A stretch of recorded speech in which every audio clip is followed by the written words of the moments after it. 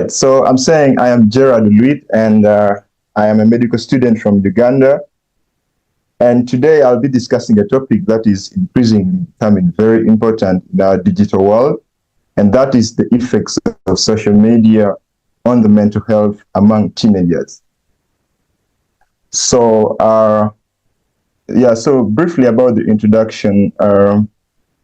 So teenage mental health is under very serious strains.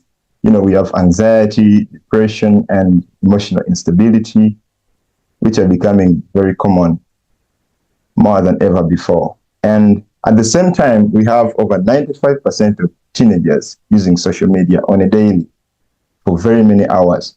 And this has brought about a very critical question, which is how is social media affecting the mental health of our youth? And if we go to the next slide, I'm going to start by talking about increased anxiety and depression.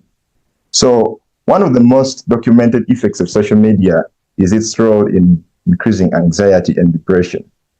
Teenagers, often get to compare their real lives with the reels that they see online. And this leads to constant dissatisfaction. And then you've got fear of missing out, which creates a sense of pressure to always be online and get involved.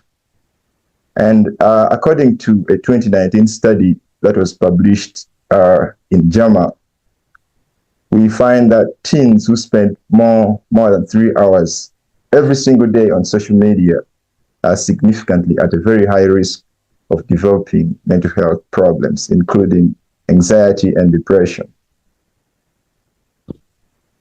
And then we've got low self-esteem and body image issues. So, apps like Instagram and TikTok often present a filtered and edited versions of reality. And this creates an unattainable beauty standards that, teenagers begin to internalize. And the number of likes and comments start to feel like a validation or a rejection. So if someone gets more likes, they feel like they're being validated. And if they don't get more likes, they feel like they're being rejected. And research from American Psychological Association shows that frequent use of Instagram is associated with dissatisfaction and low body self-esteem among teenagers, especially girls in high school.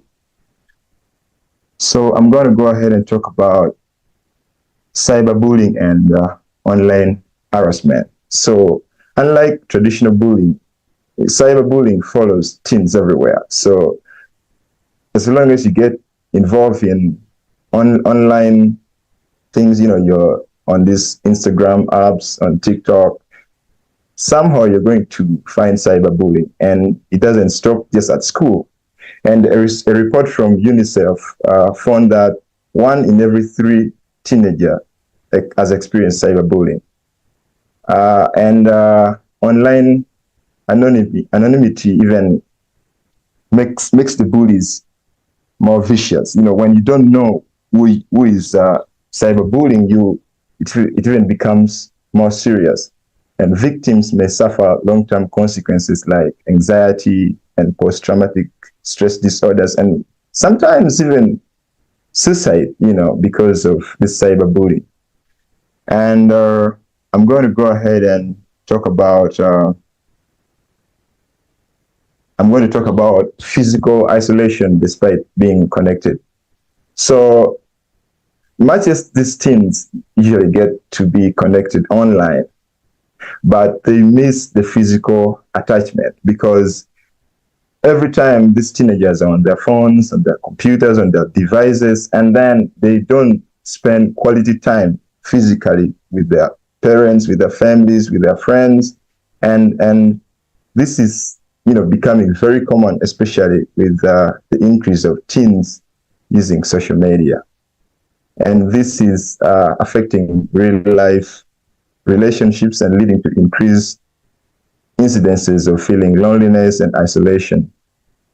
And it is sometimes called the alone together paradox, And then I'm going to go ahead and talk about my next point, which is sleep disruption. So, we all know that sleep is very crucial for a young brain that is just growing.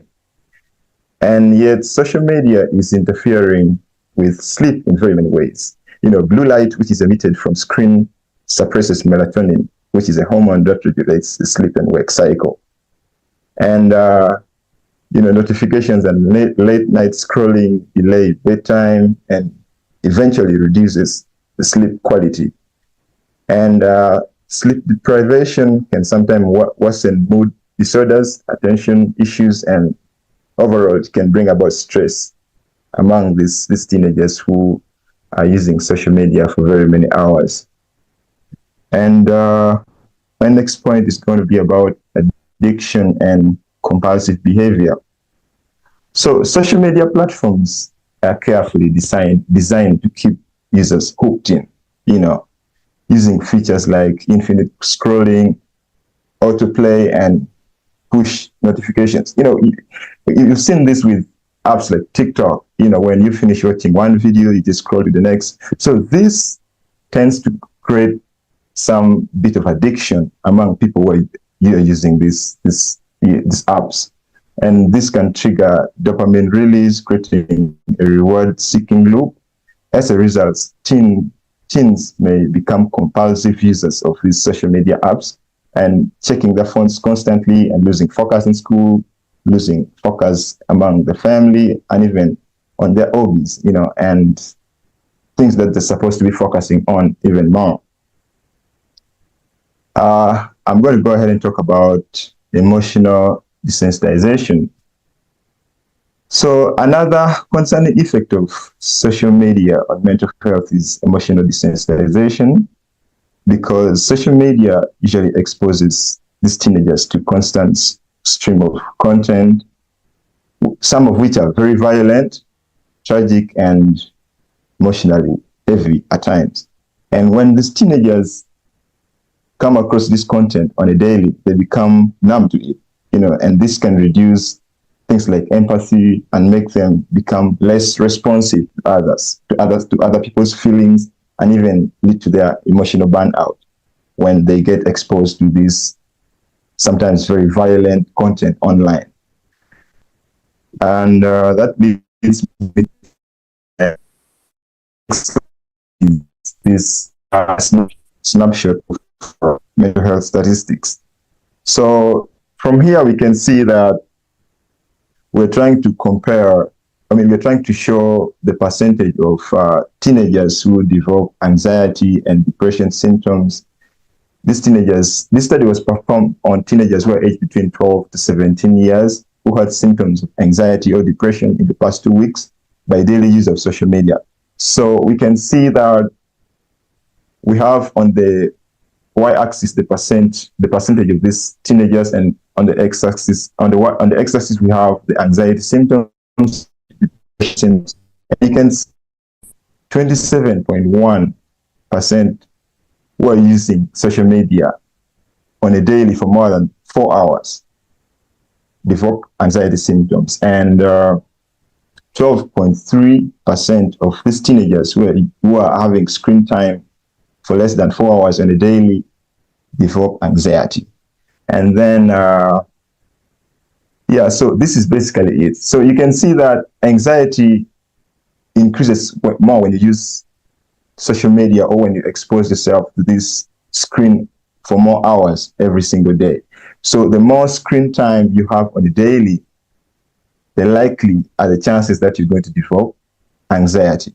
And then we see that for depression, 25.9% of teenagers who are having daily screen time of more than 4 hours developed depression symptoms, and 9.5% who are having daily screen time of less than 4 hours develop depression symptoms. So again, just like anxiety, it's the same for depression.